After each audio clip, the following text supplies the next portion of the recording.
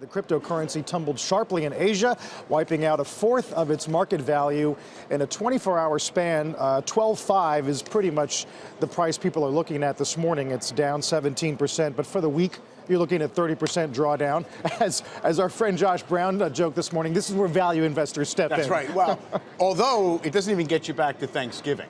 Right, so it was about 8,000 is when it really started to lift off in late November, early December. And so you sort of have so many people who got in on this ramp higher as it went vertical, and a tremendous amount of the activity happened there. So basically, you have a lot of people trapped up there. That's why those parabolic moves tend to unwind pretty fast, because you have that kind of the green investors in there, and maybe they don't have the fortitude. So, you know, and that's also, by the way, I think why it's always been crazy to be talking about the market cap of Bitcoin, because it was just this weird snapshot based on the last person to trade a fraction of a Bitcoin. It wasn't about capitalizing anything.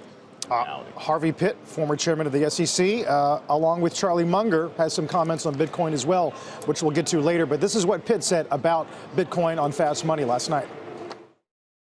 The problem we're seeing here is that people are investing in things that they don't understand. And they also are making investment judgments not based on the merits of what's being offered, but rather because everyone else is investing in it and the price seems to be going up.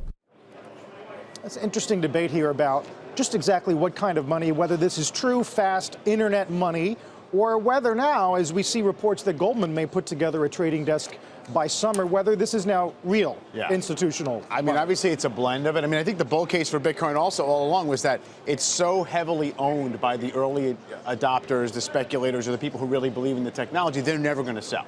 That was the story you got from the promoters, was that there's tens of billions of dollars of windfall profit that was never going to be part of the supply because these guys think it's a long-term form of money.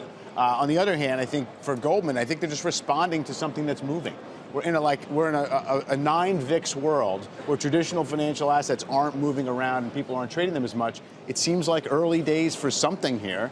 I don't know if it's going to turn into much. Hey there, thanks for checking out CNBC on YouTube. Be sure to subscribe to stay up to date on all of the day's biggest stories. You can also click on any of the videos around me to watch the latest from CNBC. Thanks for watching.